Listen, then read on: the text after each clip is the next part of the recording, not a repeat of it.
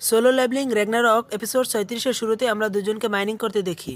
এদের মধ্যে একজন বলে, আরে এগুলো তো শেষই হচ্ছে না, এগুলো যদি প্রাইভেট ফিল্ডের ভিতরে আসে তাহলে তারা কামাই করে কিভাবে? তারা তো এগুলো নেয়ই না, তাদের কাছে কি কামাই করার অন্য রাস্তা আছে? তখন আরেকজন বলে, আরে এসব বাদ দিয়ে, আমি শুনেছি আমাদের মধ্যে একজন ই র্যাঙ্ক হান্টার কালেকশন করতে এসেছে, তুমি তাকে দেখেছো? আমার তো বিশ্বাসই হচ্ছে না। ওরা একজন ই র্যাঙ্ক হান্টারকে বি র্যাঙ্ক ডানজানে আসতে দিয়েছে, ওরা নিজেকে কি ভাবে? দ্বিতীয় লোকটি বলে, চিন্তা করিস না ইয়ার, সে এখনো ইয়াং, আর এত ইয়াং কাউকে কাজ করতে দেখে ভালোই লাগছে। তখন ওই লোকটা বলে, হুম, এখন এটা বলিস না যে ওকে জয়েন করানোর জন্য তুই অ্যাপ্রুভ করেছিস। তখন ওই লোক বলে, হাহা, তুমি ধরে নিয়েছো, কিন্তু ইয়ার এসব বিষয়ে আমাকে সামনে রাখবে না। দ্বিতীয় লোক বলে, ওকে দেখে মনে হচ্ছে সে একা একটু বেশি কাজ করতে পারবে।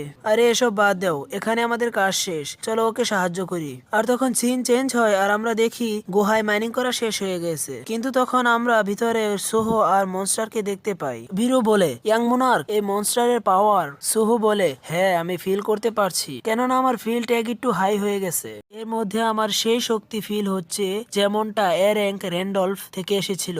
আমি ভাবছিলাম হান্টার অ্যাসোসিয়েশন গ্রিম রিপার গিল্ডকে ডানজান ক্লিয়ার করতে দিয়েছে, এর পিছনে কোন মোটিভ হবে? এজন্য আমিও কালেকশন টিমে জয়েন হয়েছি। আর এখন আমার মনে হচ্ছে হান্টার অ্যাসোসিয়েশনও স্টারডগকে খুঁজছে। আমার যতটুকু মনে হচ্ছে তারাও লিমিং সিয়ানকে খুঁজছে। এখন মনে হচ্ছে এটা আমার জন্য একটু কঠিন হবে, লিমিং সিয়ানকে খোঁজা আর ওর থেকে সেই ইতারিম অ্যাপোস্টাইলের খবর বের করাটা। তখন সোহো মনস্টারকে বলে, সেই অ্যাপোস্টাইল কোথায়? এটা শুনে সেই মনস্টার তার দিকে দেখে আর ভাবে যেমনটা কি সেই ব্ল্যাক মার্কস লোকটিও অ্যাপোস্টাইলকে খুঁজছে আর এই ছেলেটিও অ্যাপোস্টাইল কি খুঁজছে। তখন মনস্টার বলে, তোমার ওর সাথে অতি শীঘ্রই দেখা হবে। তখন তার টেন্টিকেল আমরা দেখতে পাই, সে সোহোকে ধরে ফেলে, কেননা আমি অতি শীঘ্রই তোমাকে ক্রাশ করে ফেলবো, এমন ক্রাশ যে তুমি কোমায় চলে যাবে, তারপর আমি তোমায় ওনাকে অফার করব। আর তখনই দেখানো হয় সে তার অনেকগুলো টেন্টিকেল দিয়ে সোহোকে ধরে ফেলে আর বলে, আমার টেন্টিকেল তোমাকে ধরে ফেলেছে, এগুলোর ওভারওয়েলমিং পাওয়ার থেকে তুমি বাঁচতে পারবে না। এটা শুনে সোহো বলে, কি ওভারওয়েলমিং স্ট্রেংথ? আর তখনই আমাদের পাস্টের কিছু সিন দেখানো হয়। ট্রেনিং শেষ হওয়ার পর বুয়ার, আমোদ সবাই সামনে দাঁড়িয়েছিল। আমোদ বলে, অ্যামেজিং, আমি কখনো ভাবছি না যে তুমি আমার ট্রেনিং 5 দিনেই শেষ করে ফেলবে। ইয়াং মোনার্ক, আপনার বডি ডেফিনেটলি শক্তিশালী হয়ে গেছে। আর তখনই সোহোকে দেখতে পাই, তার বডি আসলেই অনেক শক্তিশালী হয়ে গেছে, মাসাল যেন শরীরের বাইরেই এসে যাবে। সোহো বলে, কি সত্যি? আর তখনই দেখতে পাই সে নিচে পড়ে যায় আর হাসতে হাসতে ভাবে, এটা আমার জন্য গ্রেট ডিসিশন ছিল, কেননা এটার জন্য আমার স্ট্যাগে কিছু পয়েন্ট অ্যাড হয়েছে আর ডেলি কোয়েস্টের জন্য আমি আরো শক্তিশালী হয়ে গিয়েছি আর আমি একটা নতুন স্কিলও পেয়েছি। আর তখন আমাদের নোটিশ দেখানো হয়, স্কিল স্ট্রেংথ ইনক্রিজ, এর সাহায্যে ওর স্ট্রেংথ 20% বাড়তে পারে। আর তখন আমুদ তাকে দেখে বলে, আমি তোমাকে দেখে বলতে পারি তুমি আমার দেখা সব মানুষের থেকে বেশি শক্তিশালী। তখন আমাদের আমুদের কথার মানে বোঝানো হয় আর এটার এক ঝলক দেখানো হয় সোহো কতটা শক্তিশালী হয়েছে। ওই মনস্টার বলছিল তার শক্তিশালী ওভারবিল টেন্টিকাল থেকে কেউ বাঁচতে পারে না, কিন্তু সোহো সেই টেন্টিকালকে এমন ভাবে সরাচ্ছিল যেন সেটা কিছুই না। এটা দেখে মনস্টার বলে, কিভাবে? আর তখন সোহোকে দেখতে পাই, সোহো এগুলোকে ম্যাচের কাঠির মতো ভেঙে ভেঙে এগিয়ে যায়, একটা একটা টেন্টিকাল সে ছিঁড়ে ফেলছিল, সেই টেন্টিকাল থেকে মনস্টারের রক্ত বের হতে লাগে। তখন আমাদের দেখানো হয় তার স্ট্রেংথ 120 হয়ে গেছে। ওর চোখে প্রথমবার আমাদের সেই ঝলক দেখানো হয় যেমনটা সাং জিনবুর চোখে দেখা যেত। আর তখন দেখি সে উঠতে একটা পাঞ্চ করে আর সে একটা একটা মনস্টারকে মারতে লাগে আর ওই মনস্টারকে বলে, আমি তোমাকে আবারও বলছি ইতারিম অ্যাপোস্টাইল কোথায়? সে এত দ্রুত মনস্টারের কাছে আসে যেটা দেখে মনস্টার ভয় পেয়ে যায়। মনস্টার তাকে এক পাঞ্চ মারে আর বলে, যেমনটা আমি তোমাকে বলছিলাম। আর কথা শুনে সোহো বলে, আচ্ছা এমন কথা। আর তখন সোহো তার মুখ ধরে ফেলে আর তার মাথা বডি থেকে আলাদা করে ফেলে, বডি থেকে রক্ত ঝরতে থাকে, কিন্তু সোহো এতেও থামে না। সে তার তলোয়ার দিয়ে মনস্টারের বডিকে পিস পিস করে কাটতে লাগে, কিন্তু মনস্টারের মাথা সোহোর হাতেই ছিল। তখন সেই মনস্টার বলে, এটা কেমন হান্টার, এর থেকে আমি সেই গন্ধ পাচ্ছি যেমনটা ওর। আর তখন সোহো বলে, আমার মনে হচ্ছে তোমাকে সারাই খুঁজতে হবে। আর তখনই মনস্টারের মাথাটা বীরুর দিকে ছুড়ে দেয়। বীরু বলে, ইয়েস মাই লর্ড। সেই মনস্টার ভাবে, ও অপস্টাইন, এটা কত কষ্টের বিষয়, কত লজ্জার বিষয় যে আমি আপনার তৈরি সেই দুনিয়া দেখতে পারলাম না যেটা আপনি ভেবেছেন, কিন্তু আপনার সাহায্যে আমি লেডির হাউস ওইসব টেটার্সকে হারিয়ে দিয়েছি। এটাই আমার জন্য অনেক। আর তখন দেখতে পাই বীরু তার মাথা খেয়ে ফেলে, কিন্তু তার মাথা খেতেই তখন আমরা এসিলকে দেখতে পাই। সে বলে, কি এখন আমার সাথে কি হয়েছে? এমন মনে হচ্ছে আমার বডি সাডেনলি অনেক হালকা হয়ে গেছে। অন্যদিকে বীরুকে আমরা সেই মাথা খেতে দেখি। সে বলে, এই অক্টোপাস আসলে অনেক মজাদার। ওকে এভাবে খেতে দেখে সোহ বলে, বীরু খাওয়া বন্ধ করো আর বলো কিছু ইতারিমের ব্যাপারে জানতে পারলে কিনা। বীরু খেতে খেতে বলে, ও মাই লর্ড, সেই বিষয়ে না?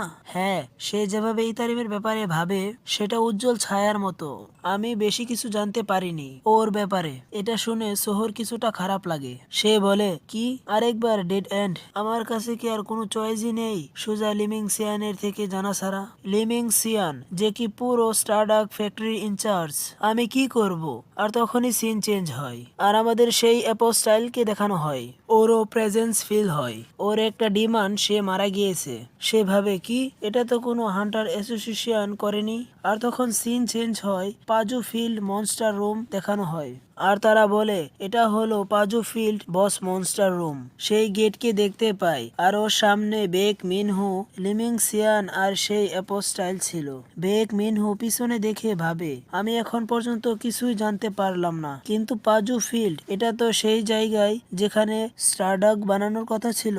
ওকে এভাবে চিন্তা করতে দেখে লিমিং সিয়ান ভাবে, ওকে দেখে মনে হচ্ছে যে সে পুরোপুরি পাজলড হয়ে গেছে, কেননা এখন পর্যন্ত সে কিছুই পায় নাই। সে অ্যাপোস্টাইলের দিকে তাকে ইশারা করে বলতে লাগে ওরা তাকে ব্রেন ওয়াশের জন্য যে প্ল্যান করেছিল সেটা ক্যান্সেল করে, কেননা সবকিছু যদি কোনো ইস্যু ছাড়াই ঠিক হয়ে যায় এর থেকে ভালো কিছুই হতে পারে না। কিন্তু অ্যাপোস্টাইলকে দেখে এমন মনে হয় সে যেন তার কথা পাত্তাই দিচ্ছে না। আর এমন রিয়েক্ট করে মিনহুকে দেখে আর ভাবে, কি হতে পারে যদি কিছু না পায়, তাহলে রেড শেষ হলে সবকিছু ক্লিয়ার করে আমি আবার আসবো আবার দেখার জন্য। কিন্তু তখনই বলে, চলো ভিতরে যাই। কিন্তু তখনই দেখি জানি না কেন লিমিং সিয়ান চমকে যায়। পিছনে ওর দিকে তাকিয়ে বলে, তুমি কি করছো? কিন্তু সেই অ্যাপোস্টাইল, আমি তোমাকে বলছি না এই পার্টিতে যতগুলো হান্টার আছে তাদের সবাইকে আমার ফলোয়ার বানাবো। আর তখনই সে ওর পিছনে ঘাড়ে সেই পাথর ঢুকিয়ে দেয় যেটা কি সে তাকে দিয়েছিল।